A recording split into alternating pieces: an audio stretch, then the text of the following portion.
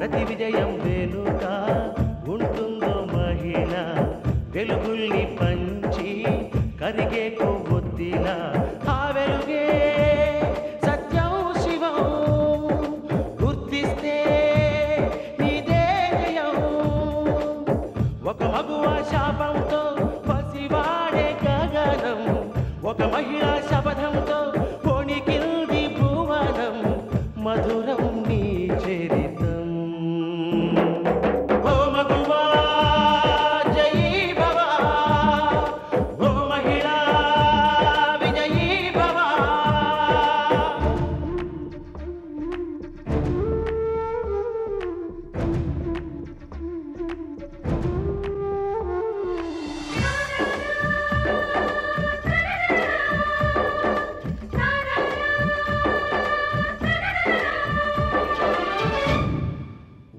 మాటతో ఒక్కనాటికి రాదు రాదు జయము చిత్తశుద్ధితో చెమట ఓడ్చితే అందదా విజయము పిడుగురాలిన అడుగు ముందుకు వేయుటే ధైర్యము మనసు చూపిన మార్గ మొదలగా సాగని పయనము అంతులేనిది నీ సహనము సాటి లేనిది నీ త్యాగము బతుకు బాటలో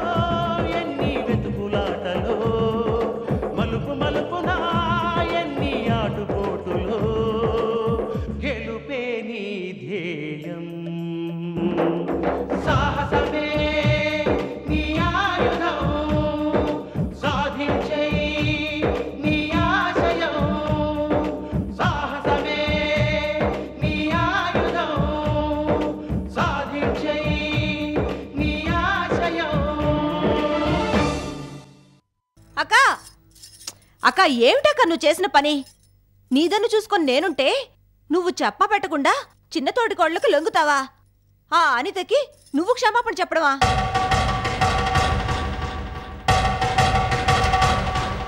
దానికి క్షమాపణ చెప్పడానికి నీకు మనసులో వచ్చిందక్క పోయింది నీ పరువు నా పరువు ఊష్కాకి అయిపోయింది మా ఆయన చెప్పబట్టి నేను క్షమాపణ అడక్క తప్పలేదు ఇదిగో అలా అని నిన్ను నువ్వు సమర్థించుకోకు ఆ అనిత ఇప్పుడే కన్ను మిన్ను కానకుండా కండకావరంతో ప్రవర్తిస్తోంది ఇప్పుడు నువ్వు క్షమాపణ చెప్పి దానికి సరెండర్ అయ్యావు ఇక నుంచి ఆ పొగరబోతు పోట్ల గిత్త ముందు మనం తలెత్తుకు తిరగలవా మనం దాని ముందు తలెత్తుకు తిరగాలన్నా దాని పొగరు కత్తిరించాలన్నా నువ్వే పూనుకోవాలి అది నీ వల్లే అవుతుంది నువ్వు చేయలేని దాన్ని నా చేత చేయించాలి అనుకుంటున్నావా అవును నా చేత క్షమాపణ చెప్పించినట్టే నీ చేత కూడా క్షమాపణ చెప్పించాలని అనిత కాచు కూర్చుంది తన మొగుడి చేత మీ ఆయనకి కీ ఇప్పిస్తుంది దాంతో మీ ఆయన నీకు కీ ఇవ్వబోతాడు అది జరగకముందే నువ్వు మీ ఆయనకి కీ ఇవ్వాలి క్షమాపణ చెప్పడానికి మీ ఆయన ఒప్పుకోకుండా చేయాలి మాల్ని మా ఆయన సంగతి నీకు తెలుసుగా నేనంటే లెక్కలేదు ఏదో తప్పదన్నట్టుగా నాతో కాపురం చేస్తున్నాడు కానీ మీ ఆయన అలా కాదుగా నువ్వు గీసిన గీటు దాటడు నీ చెప్పు చేతల్లో ఉంటాడు నేను నెల్లాళ్ళు కనిపించకపోయినా మా ఆయన ఏమీ పట్టించుకోడు కాని పట్టుమని 10 నిమిషాలు కనిపించకపోయినా మీ ఆయన తట్టుకోలేడు అందుకని నువ్వు చెప్పినట్టుగా వింటాడు అది కరెక్టే అనుకో ఇప్పుడు బ్యాట్ అనిత చేతిలో ఉన్న బాల్ నీ చేతిలో ఉంది ఎట్టి పరిస్థితిలోనూ నువ్వు క్షమాపణ చెప్పకు ఒకవేళ చెప్పావనుకో ఇంతకు ముందు నువ్వు అన్నట్టుగా దాని పొగరు 10 అహంకారం ఆకాశాన్ని తాకుతుంది మనిద్దరి పెద్దరికాలను స్టోర్ రూములో పెట్టి తనే పెద్ద కోడలన్నట్టుగా పోజు కొడుతుంది ఆ పోజుకి ఫీజు తీయాలంటే నువ్వు క్షమాపణ చెప్పకూడదు దానితో అనిత అలిగి పుట్టింటికి చెక్కేస్తుంది అక్కడ 10 రోజులు పడుంటే గాని అత్తింటి విలువ తోటికోడల విలువ తెలిసి రాదు పొగరకు పొగపట్టిన తర్వాత మనతో రాజీకొస్తుంది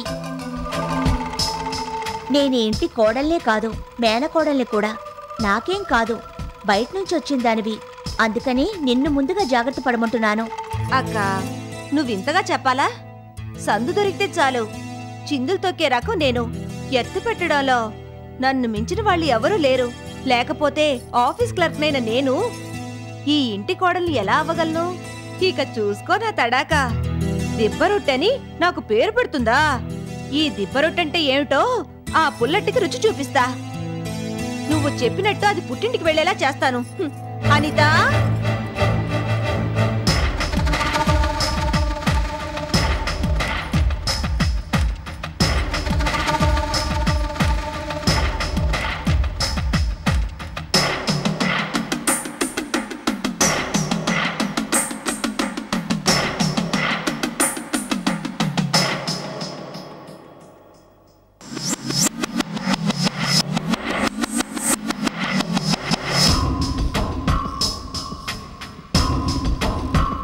ఏలో ఏలో ఏలు రొడ ఏక ఏక గోలి సోడ ఏలో ఏ అమ్మా సీత ఎప్పుడు చూసినా ఏదో ఒక ఆలోచనేనా బుర్ర హీట్ ఎక్కిపోతుందమ్మా.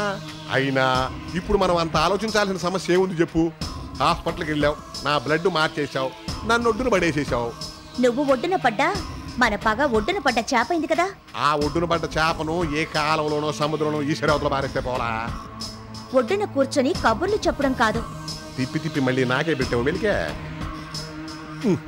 దేని గురించి అమ్మా నీ ఆలోచన? పవిత్ర కడుపుని అడ్డం పెట్టుకుని ధర్మారావుకి మనశ్శాంతి లేకుండా చెయ్యాలనుకున్నాను. కానీ నీ కక్కుర్తి బుద్ధి పుణ్యమా అంటూ అది బెడిసి కొట్టి రివర్స్ అయింది. మనం వదిలిన బాణం మనకే తగిలినట్టయింది. అదైపోయిందిగా, జరిగిపోయిందాన్ని మళ్ళీ మళ్ళీ ఎందుకమ్మా తవ్వుకోవటం? ఇప్పుడు ఈ ఆలోచన ఎవడో చెప్పు. పవిత్ర చావు వల్ల ఏంటి తోటి కోడళ్ల మధ్య చిన్న నిప్పురవ రేగింది. దాన్ని అగ్నిపర్వతం చేయాలి. అది ఎలాగాని ఆలోచిస్తున్నాను.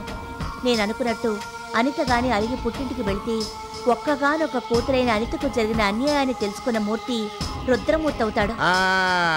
నీ ఆలోచన ఏమిటో ఇప్పుడు అర్థమైందమ్మా. ఫుట్పాత్ మీద జోష్యాలు చెప్పుకునే ఆ మూర్తిగాడు తన ప్రాణ స్నేహితుడు ధర్మారావుని డిటర్జెంట్ సోప్తో బట్టలు ఉతుకున్నట్టుగా ఉతుకుతాడు. దాంతో ఒక రామాంజనేయ యుద్ధం, ఒక కృష్ణార్జున యుద్ధం లాగా మూర్తి ధర్మారావుల యుద్ధం ప్రారంభమవుతుంది. అప్పుడు మనం రంగప్రవేశం చేసి ఇరుపక్షాల వాళ్ళని ఎగదోస్తామన్నమాట. సరే, నేను మరొక్కసారి శకుని పాత్ర పోషించాలి అంటావు. నువ్వు అంటేనే, ఊహు అంటే వద్దు. శకుని పాత్ర పోషించకపోయినా పర్వాలేదు గాని దుశ్శాసుడు పాత్ర మాత్రం పోషించుకో.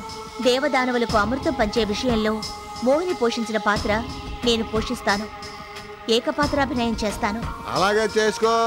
చూసావా, ఆ రోజు నువ్వు అనవసరంగా తిట్టావు. నేను పవిత్రను పాడి చేసి ప్రాణం తీయటం ఈ రోజున మనకెంత కలిసి వచ్చిందో చూడు.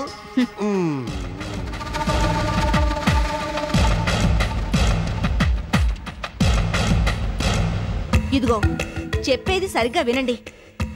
ఆ బుడతకీచు అనితకు నాకు గొడవ వచ్చింది. సీతక్క కలుగు చేసుకుంది. మాట మాట పెరగడంతో సీతక్క శాంపిల్ గా అనితను ఒకటి పీకింది. దాంతో అనిత అలిగి పుట్టింటికి పోతానని ఏడుపు మొదలెట్టింది. అప్పుడు మీ తమ్ముడేమో మీ అన్నయ్యని కలిసి జరిగిందంతా చెప్పి సీతక్కతో అనితకు క్షమాపణ చెప్పించాడు. ఈ సంగతి మీతో చెప్పి నాతో కూడా క్షమాపణ చెప్పించాలని మీ తమ్ముడు ఇందాకటి నుంచి ఎదురు చూస్తున్నాడు. మీరు గాని మెత్తబడి నన్ను గాని క్షమాపణ చెప్పమని అన్నారో మీకు నాకు రామ్ రామ్. అనిత కన్నా ముందు నేనే మా పుట్టింటికి పోతాను. ఆ తర్వాత మీరిక్కడ సన్యాసం పుచ్చుకోవాల్సిందే. అయ్యో బాబోయ్, అంత పని చేయకే. ఆ పరిస్థితి మీకు రాకుండా ఉండాలంటే నేను చెప్పినట్టుగా మీ తమ్ముడు మాట వినకుండా ఉండాలి. ఉంటారా లేదా? అబ్బబ్బా చెవుకిల మాకే, నువ్వు చెప్పినట్టు వింటానుగా. ఇదిగో మీ తమ్ముడు వచ్చినట్టున్నాడు. కమేన్. గుడ్ ఈవినింగ్ బావు గారు. మీరెప్పుడు ఇంటికి వస్తారా అని ఎదురు చూస్తూ ఉన్నాను. అదేమిటి మీరిద్దరు అలా తెల్లబోతున్నారు? మిమ్మల్ని ఏమైనా డిస్టర్బ్ చేశానా? అబ్బే అదేం లేదు. తీసుకోమంటుంటే అలా తటపటాయిస్తావేంటక్క? ఓహో, నువ్వెందుకు తటపటాయిస్తున్నావో నాకు అర్థమైందిలే. మనిద్దరం గొడవ పడ్డాం, అది మనసులో పెట్టుకుని తీసుకోవడం లేదు కదూ. అక్క, మనం ఎవరు? ఈ ఇంటికి తోటి కోడళ్ళం. ఒక కడుపున పుట్టకపోయినా అక్క చెల్లెళ్ళం. అక్క, ఉమ్మడి కుటుంబంలో కాపురాలన్నాక కలహాలు కలతలు రావడం సహజం. వాటిని అప్పటికప్పుడే మర్చిపోవాలి. నేనప్పుడే మర్చిపోయాను. ఇదిగో, నా మీద నీ కోపం లేదంటే ముందు పాల్కోవా తినాలి. తినకపోతే నా మీద ఒట్టే. బావగారు మీరు జరగండి. తిను తిను. అమ్మయ్యా, నువ్వు పాల్కోవా తిని నా నెత్తిన పాలు పోసినట్టు అయింది. బావగారు, మిమ్మల్ని డిస్టర్బ్ చేసినందుకు క్షమించాలి. Sweet dreams, enjoy. వస్తాను. నీకేమైనా పిచ్చి పట్టిందా? పిచ్చి పట్టింది నాకు కాదు, నీకు. అసలు నువ్వు చెప్పిందేంటి, ఇక్కడ జరిగిందేంటి? జరిగిన దాన్ని బట్టి చూస్తే తప్పంతా నీదే అనిపిస్తోంది. పైగా నన్ను సన్యాసం పుచ్చుకోమని బెదిరిస్తున్నావా? ఇక ఆపుతారా? సందు దొరికింది కదా అని చిందులేస్తున్నారా? ఆ ఎర్రతెలు సడన్ గా ఇలా ప్లేట్ ఎందుకు ఫిరాయించిందో నాకు అర్థం కావట్లేదే. చాలా థ్యాంక్స్ అన్నయ్య. సమయానికి నువ్వు చెప్పుండకపోతే నేను ఫూల్ అయ్యేదాన్ని. ఏదో విధంగా నన్ను పుట్టింటికి పంపాలన్న వాళ్ళ ప్లాను నీ సలహా మూలంగా రివర్స్ అయ్యింది. చెల్లమ్మా, ద్రౌపదికి శ్రీకృష్ణుడు తోడున్నట్టు ఈ అన్నయ్య నీకు ఎప్పుడు తోడుంటాడు. నువ్వు వెళ్ళి హాయిగా నిద్రపో. పో పో పో పో, వెళ్ళు. ఏంటక్క ఇక్కడ నిలబడ్డావు? నీకు నిద్ర రాలేదా? ఓ అవునులే, ఈ ఇంటికి నువ్వు పెద్ద కోడలివి, ఎక్కువ బాధ్యత ఉన్నదానివి, నీకు నిద్ర ఎలా వస్తుందిలే.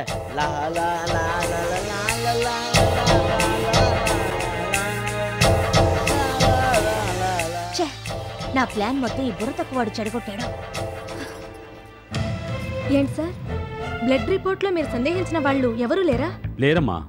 హంతకుడు మీ కుటుంబంలో వాడు, ఇంజనీర్ కుటుంబంలో వాడు కాదు, మరో మూడో వ్యక్తి అని తేలిపోయింది. ఆ మూడో వ్యక్తి ఎవరై ఉంటారు?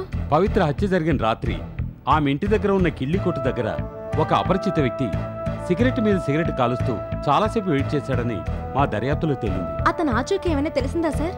కిల్లి కొట్టువాడు ఆ అపరిచిత వ్యక్తి రూపురేఖల గురించి సరిగ్గా చెప్పలేకపోతున్నాడు. చూస్తే గుర్తుపట్టగలనని చెప్తున్నాడు. ఏమండి, వాడు దొరికితే కదా గుర్తుపట్టడానికి. దొరకపోవడం అంటూ జరగదు.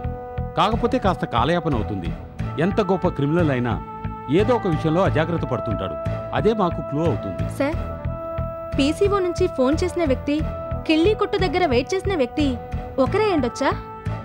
పీసీఓ వాడు చెప్పిన రూపురేఖలు, కిళ్ళీ కొట్టు వాడు చెప్పిన రూపురేఖలను బట్టి వాళ్ళిద్దరూ ఒకరు కాదని మేము నిర్ణయించుకున్నాం. మా గ్రాఫిక్ టెక్నీషియన్ ప్రస్తుతం లీవ్లో ఉన్నాడు. రావడానికి వారం రోజులు పడుతుంది.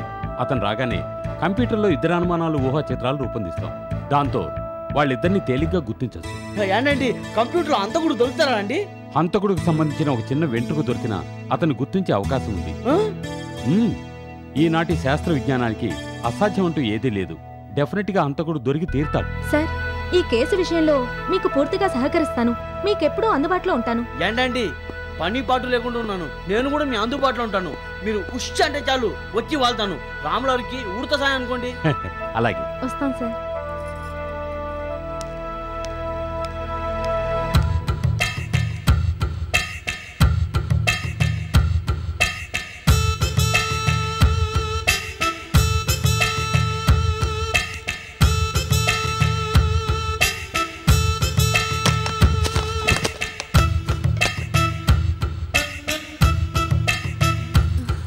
చెల్లమ్మా, నువ్వు అనిత, బావా నువ్వురా. నువ్వు ఊరుకోండు బావా.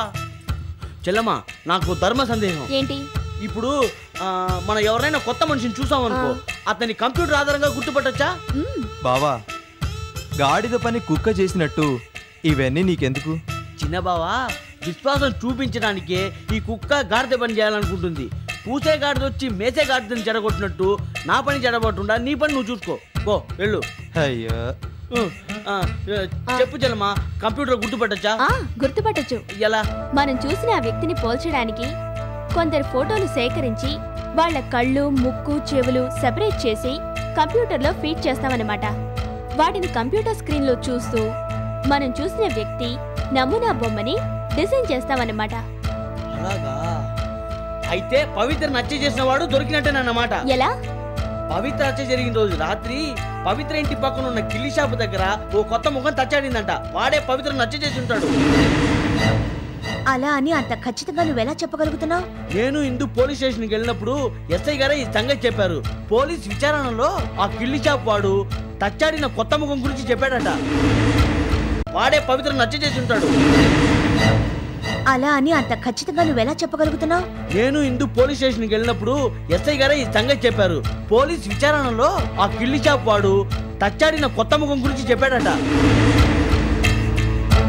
తన షాప్ ముందు చూసిన ఆ కొత్త ముఖాన్ని మళ్ళీ చూస్తే గుర్తుపడతానని కూడా ఆ కిల్లి షాప్ వాడు పోలీసులకి చెప్పాడట.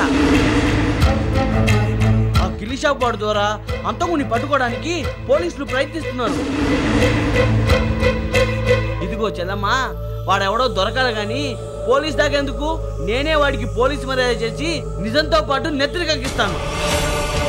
ఒరే అంతా కూడా నిన్ను నెత్తిని కక్కిస్తాను.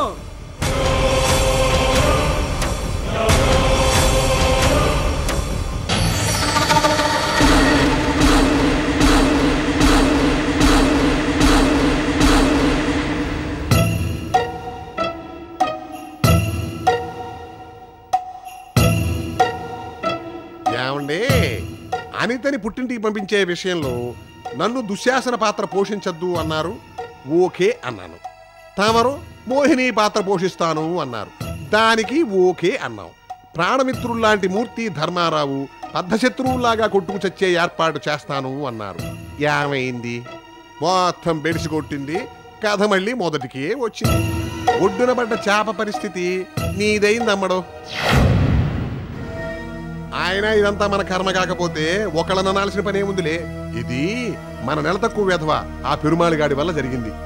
వాణ్ణి చిన్నప్పుడెప్పుడో ముక్కు చీమింటి కూడా బెల్లంలాగా చీకే తల తక్కువ పిచ్చివాడి కిందే ఇప్పుడు కూడా జమకట్టామే గాని వాడికున్న సగం బుర్రని శత్రువులతో కలిపి సైంధవుళ్లాగా మనకు అడ్డుపడుతున్నాడు. చీచి చీచి చీచి ఏమి ఏకపాత్రలో ఏమి బహుపాత్రలో ఒక్కటి కూడా అక్కడికి రాకుండా పోయినాయి కదా నాన్న.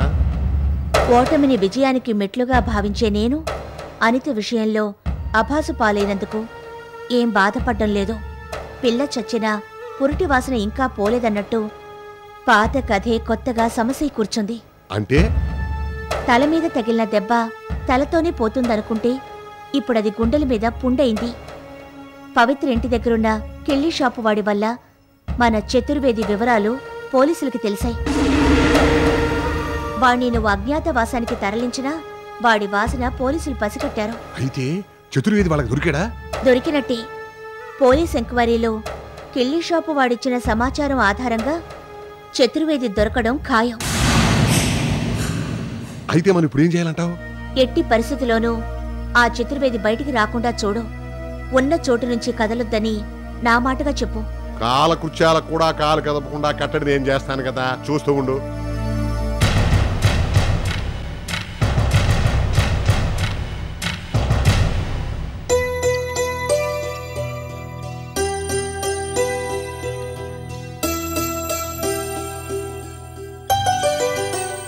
ఏమండి ఎవరో వచ్చినట్టున్నారు. ఈ టైంలో పరాయి వాళ్ళు ఎవరు వస్తారు? Yes come in. నువ్వా చెల్లమ్మా? ఏంటి ఇలా వచ్చావు? రా వచ్చి ఇక్కడ కూర్చో. వదినా, పవిత్ర హత్య జరిగిన రోజు రాత్రి పవిత్ర ఇంటి దగ్గర ఉన్న కిళ్ళి కొట్టు ముందు ఎవరో ఒక కొత్త వ్యక్తి తచ్చాడాడని అన్నయ్య చెప్పాడు. ఆ తచ్చాడిన వ్యక్తి రూపురేఖల్ని కిళ్ళి కొట్టువాడి ద్వారా కంప్యూటర్ ఆధారంగా కనిపెట్టొచ్చు కదా? కనిపెట్టొచ్చు అనిత. కానీ ఈ పని చేస్తున్న పోలీస్ డిపార్ట్మెంట్ గ్రాఫిక్స్ డిజైనర్ ప్రస్తుతానికి లీవ్లో ఉన్నారంట. అతను వచ్చేదాకా మనం ఖాళీగా కూర్చోవడం దేనికొద్దునా? ఆ కంప్యూటర్ గ్రాఫిక్స్ ఏవో మనమే చేయొచ్చుగా. ఆ నాలెడ్జ్ మనకు లేదుగా. నాకుందొద్దునా? ఏంటి కంప్యూటర్ లో బొమ్మలు వేయడం నీకు తెలుసా? తెలుసన్నయ్య. మరి అన్ని విద్యలు చేతిలో పెట్టుకుని నాలాగా ఖాళీగా ఎందుకు కూర్చున్నావు? మీ చిన్నబావుని ప్రేమించిన పుణ్యవా అంటూ కంప్యూటర్ ఇంజనీర్ కావాల్సిన దాన్ని కాస్త హౌస్ వైఫ్ లా ఉండాల్సి వచ్చింది. అనిత, అయితే రేపే కిళ్ళీ షాప్ వాడి ద్వారా ఆ తచ్చాడిన కొత్త వ్యక్తిని కనిపెడదాం. ఇది ఈ తచ్చాడిన వ్యక్తి గురించి తర్వాత ఆలోచిద్దాం. ముందు మనకు ఫోన్ చేసి బెదిరించిన ఆ టంకముడి వెంకయ్యని ఈ పీటీఓ నామాల రామానుజాచారి దొరకని పెడదాం. ఏ టంకముడి వెంకయ్య, నువ్వు ఎక్కడున్నా సరే నా చెల్లెలు సహాయంతో నిన్ను టపా కట్టిస్తాను.